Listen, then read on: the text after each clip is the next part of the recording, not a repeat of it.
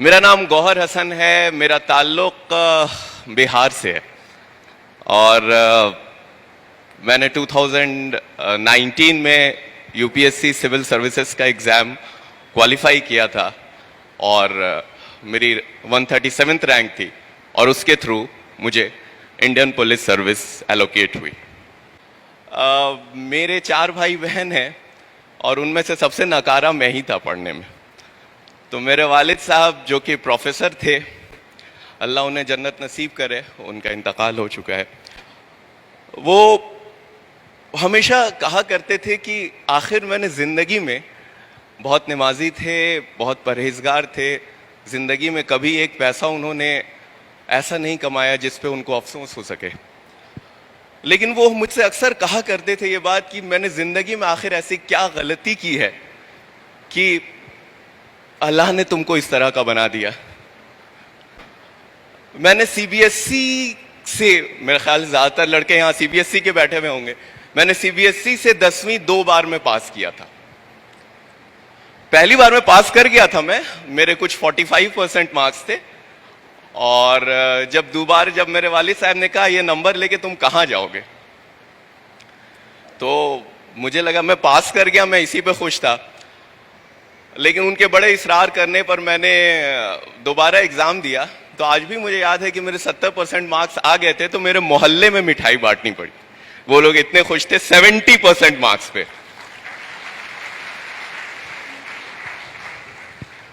NEET हो गया, medical हो गया। उस वक्त में नीट नहीं हुआ करता था, मेरे ख्याल से प्री मेडिकल टेस्ट है या इंजीनियरिंग के लिए उस वक्त में AIEEE हुआ करता था। मेरे ख्याल से, मुझे याद नहीं है, मुझे अंदाज़ा नहीं है कि आज के दौर में। तो ये सब तो बहुत दूर की बातें हैं। मेरे वालिद साहब को ये लगा कि शायद ये लड़का इंजीनियरिंग क्वालिफाई नहीं कर पाएगा, इसलिए उन्होंने मेरा एडमिशन डिप्लोमा में करवाया था, डिप्लोमा इंजीनियरिंग में, कि तुमसे बेटा इंजीनियरिंग तो होगी नहीं, बेहतर है कि तुम डिप्लोमा करो, डिप्लोमा के बाद तुम्हें जॉब मिल जाएगी। और उनका इंटेंशन बहुत नोबल था। जाहिर है वो मुझे बचपन से देखते आ रहे थे, एक बाप माँ से ज्यादा, एक पेरेंट से ज्यादा अपने बच्चों को कौन पहचानता है। तो खैर मुझे बड़ा ईगो मेरा हर्ट हुआ। अब डिप्लोमा करने को कह दिया, डिप्लोम चीज लोग बुलाते थे। लेकिन खैर ठीक है, अब मरता क्या ना करता, डिप्लोमा का एग्जाम दिया। इंटरेस्टिंग बात है कि मेरा उसमें भी एंट्रेंस में नहीं हुआ डिप्लोमा के। कुछ वेटिंग आई थी मेरी, लेकिन वेटिंग आई थी तो किसी तरह से मैं वहां पहुंच गया। खैर फास्ट फॉरवर्ड डिप्लोमा हुआ, डिप्लोमा के बाद फिर जॉब भी मिल गई, जॉब तो मिल ही जाती है। उसके बाद फिर मैंने इवनिंग से इंजीनियरिंग करी। बड़े घर पे लोग मेरे बड़े खुश थे कि चलिए भाई, जिससे ये उम्मीद थी कि पान की दुकान से ऊपर कुछ कर नहीं सकता है, एटलीस्ट वो एक जॉब कर रहा है। मैंने जॉब शुरू करी, अपनी जॉब शुरू करी तो 1 साल 2 साल 3 साल, जब 3 साल मैंने जॉब वॉब कर लिया तो मुझे लगा कि शायद मुझे कुछ और करना चाहिए। उस वक्त में मुझे कहीं ना कहीं ये एहसास होता था कि मैंने जिंदगी में कुछ भी नहीं किया अभी तक। जैसे नदी के एक फ्लो के साथ लोग बहते चले जाते हैं, वैसे मैं भी अपनी जिंदगी के फ्लो के साथ बहता चला जा रहा था, जैसे जहां जिसने फेंक दिया। ना कोई बड़ा एग्जाम दिया, ना किस किया। तो मुझे पता नहीं क्यों एक ख्याल आया कि इस स्टेज पे आके ना तो मैं मेडिकल दे सकता हूं, ना मैं इंजीनियरिंग दे सकता हूं, ना मैं कुछ और कर सकता हूं। मेरे पास 2 ऑप्शंस बचे थे, या तो मैं कैट का एग्जाम देता मैनेजमेंट के लिए, या फिर एक ऑप्शन था सिविल सर्विसेज।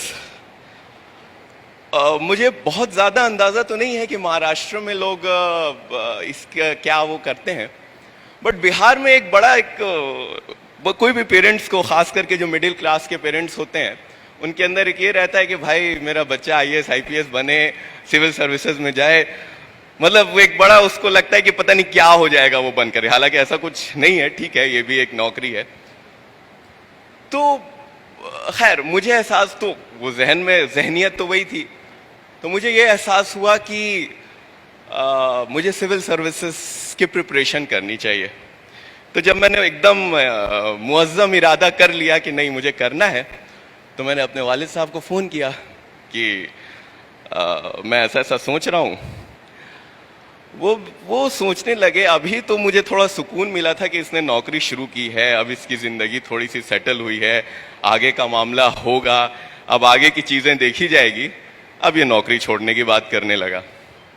तो उन्होंने कहा कि लगता है तुम ज़्यादा थक वक गए हो, नौकरी में तुम्हारा ज़्यादा प्रेशर है तुम पे, तुम आओ घर छुट्टी लेकर के। यार ठीक है, मैं घर पहुंच गया। घर पहुंचा, मैंने उनसे कहा कि मैं ऐसा ऐसा सोच रहा हूं। तो उन्होंने कहा कि तुम्हारा कोई दोस्त तैयारी वारी करने का इरादा किया है क्या? कोई है जो तुम्हारे साथ जो इस तरह का कोशिश कर रहा है, जिसके तुम सोबत में तुमको भी लग रहा है हम भी कर लेंगे? और दूसरा, तुमको अंदाजा है ना तुम किस चीज की बात कर रहे हो? कहा जाता है ये हिंदुस्तान का सबसे मुश्किल एग्जाम है, तुम्हें अंदाजा तो है?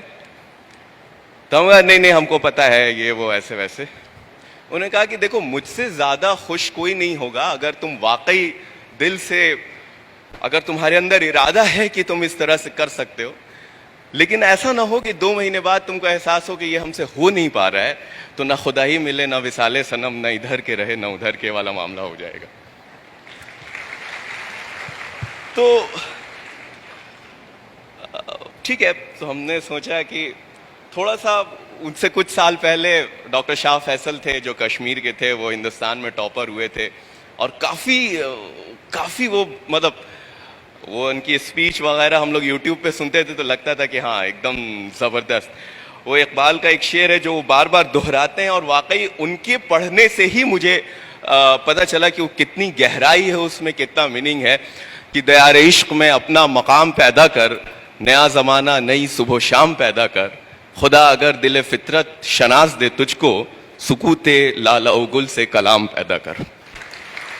तो इसमें इतनी गहराई है। अल्लामा इकबाल, इस इंस्टीट्यूशन का नाम शाहीन है। मैं इतना खुश हुआ था जब मुझे अंदाज़ा हुआ, मुझसे पहले जो मौलाना साहब थे इन्होंने बहुत अच्छे तरीके से इसका मतलब बताया है कि शाहीन का क्या होता है। तो खैर वहाँ से मेरा एक सफ़र शुरू हुआ, और आप यकीन मानिए कि मैंने इस तैयारी के दौरान लिखना सीखा, पढ़ना सीखा, टेबल कुर्सी पे बैठना सीखा। इससे पहले मुझे वो भी नहीं आता था, बेसिक्स जो होता था। It took me a lot of time but, और एक चीज़ है, ये कुरान का कौल है कि अल्लाह उसी की मदद करते हैं जो खुद अपनी मदद करता है। तो इस चीज़ को, ये एक लंबा सफ़र चला। मैं उसके हर, यूपीएससी में भी 3 स्टेजेस होते हैं, प्रीलिम्स में, मेंस, इंटरव्यू में, तीनों स्टेज में एक एक बार फेल हुआ। फाइनली 2019 में जाकर के अल्हम्दुलिल्लाह मेरा सिलेक्शन हुआ।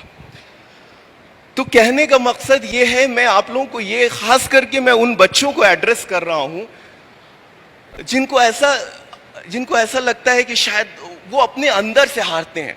उनको ऐसा लगता है कि शायद मैं कुछ नहीं कर पाऊंगा। जब वो दूसरे बच्चों को देखते हैं उनको लगता है कि यार ये मुझसे इतना अच्छा है। मुझे भी ऐसा लगता था, मेरे अंदर भी ये इनसिक्योरिटीज थी। ऐसा नहीं है कि यार ये तो मैं कैसे कर पाऊंगा, इतना बड़ा कंपटीशन है, इतने बड़े लोग हैं। और आपको मैं एक चीज बताता हूं, मैं अपने एक्सपीरियंस से ये चीज 100% कह सकता हूं कि आपका कॉम्पिटिटर दुनिया में सिर्फ आप हैं। अगर आप आज जिस मकाम पर हैं, आप कल उससे थोड़े बेहतर हो गए तो यकीन जानिए इससे बेहतर कोई चीज नहीं। आपको सिर्फ एक सीट चाहिए किसी भी कंपटीशन में, किसी भी एग्जाम में। आपको कोई मतलब नहीं है कि दूसरे क्या कर रहे हैं। आपका कंपटीशन किसी और से नहीं है। हम हमेशा अपने आप से, अपनी जहनियत से हारते हैं, हम दूसरों से कभी नहीं हारते। अपने दिल पे हाथ रख के आप सारे के सारे एस्पिरेंट सोचिए कि जब आप जाकर के बैठते हैं एग्जाम में तो आपको पता होता है कि नहीं कि आपका सिलेक्शन हो रहा है या नहीं। आपको ये चीज आपके अंदर पता होती है कि yes I am going to be there और नॉट।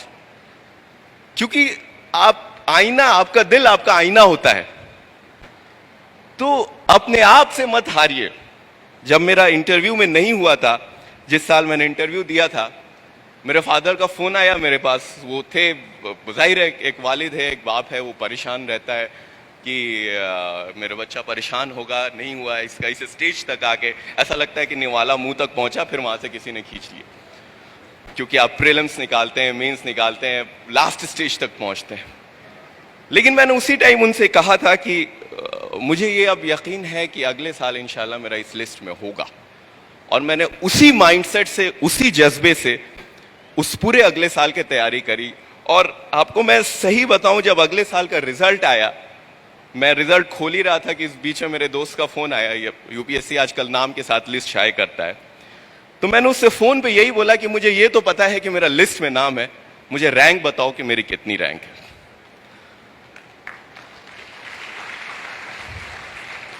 और ये मैं 4 बार फेलियर होने के बाद की बात कर रहा हूं। ऐसा नहीं कि मैं पहली बार में, किसी तरह का कोई गुरूर नहीं किसी का, बस मुझे अपने अंदर यकीन था कि हाँ।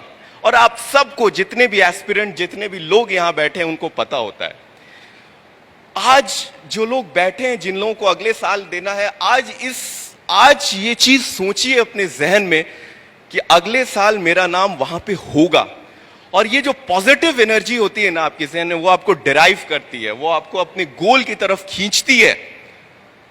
तो आप अगर अपने जहन, आप सुबह सुबह उठ करके आप अगर ये सोचेंगे, yes I am going to be there, जहां आप चाहते हैं, जहां आपके वालिदैन चाहते हैं, जहां आपके पेरेंट्स चाहते हैं, यकीन जानिए आपके पेरेंट्स, आपके वालिदैन आपके लिए इतना सैक्रिफाइस करते हैं कि आप लोग, हम लोग इस चीज का इमेजिन भी नहीं, इसका अंदाजा भी नहीं लगा सकते।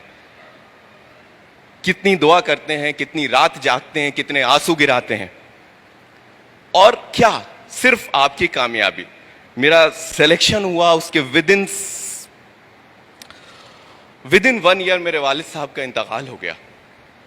आज वो नहीं देख रहे हैं कि मैं कहां हूं, क्या हूं। उन्होंने अपनी जिंदगी इस चीज में सर्व कर दी कि उनके बच्चे अच्छा से अच्छा कर सकें। अल्हम्दुलिल्लाह आज मेरे चारों भाई बहन एक अच्छी जगहों पर हैं, लेकिन और मेरे वालिद नहीं है इसको देखने को। तो इसलिए आप सब के लिए, जितने बच्चे यहां पे बैठे हैं, ये सारी चीजें जो है सिर्फ आपके लिए हैं, ये आपके फ्यूचर के लिए हैं। आप इस चीज को समझिए। इकबाल का वो कौल है, खुद ही को कर बुलंद इतना कि हर तकदीर से पहले खुदा खुद बंदे से पूछे, बता तेरी रजा क्या है।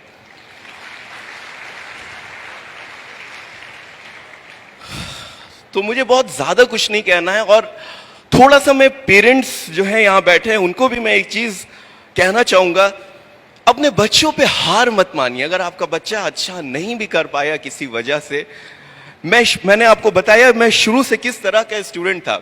मेरे वालिद के लिए ये बहुत आसान था, मेरे फादर के लिए, मेरी मदर के लिए, कि मुझे अपने हाल पे छोड़ देना, ये तो कुछ नहीं कर सकता है, इट्स वेरी इजी।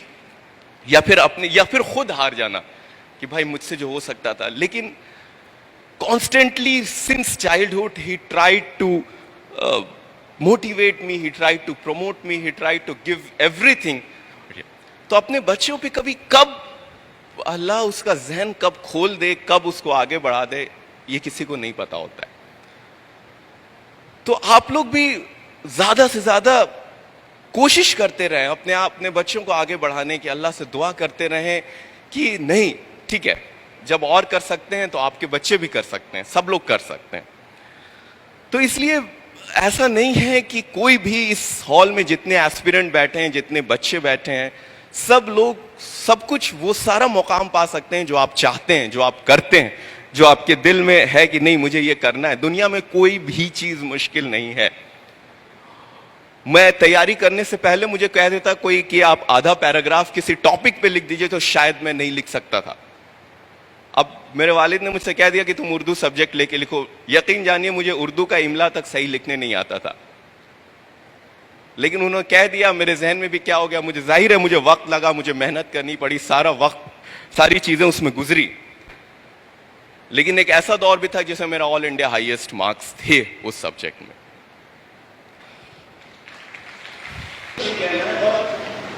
कोई भी चीज दुनिया में, कोई भी चीज मुश्किल नहीं है। Everyone who is sitting here is a Einstein, is a Newton in itself, in himself, in herself. There is nothing which is impossible for him. हर कोई डिफरेंट है, हर किसी के पास अपनी कैरेक्टरिस्टिक्स है, हर कोई डिफरेंट है, हर कोई यूनिक है। और आपका कंपटीशन किसी से नहीं है। ये चीज आपको मैं बार बार बताता हूं, बार बार दोहराता हूं। कभी ये नहीं सोचिएगा कि आपके क्लास में किसी का टेस्ट हुआ, उसका मार्क्स बहुत आ गया तो वो बहुत अच्छा है। नहीं, आपका कहाँ कम आया, कहाँ क्या कम आया, ये देखिए। किसी दूसरे का क्या ज्यादा आया, इससे कोई फर्क नहीं पड़ता है। आपका कंपटीशन उससे नहीं है, आपका कंपटीशन अपने आप से है। आखिरी में बस मैं उन बच्चों से फाइनली एक बशीर बद्र का शेर है उसको कह करके अपनी बात खत्म करूंगा। यहाँ पे बहुत लोग हैं बहुत बड़े, कि बस एक चीज हमेशा याद रखिएगा कि जब से चला हूं मेरी मंजिल पे नजर है, रास्ते में कभी मील का पत्थर नहीं देखा। शुक्रिया।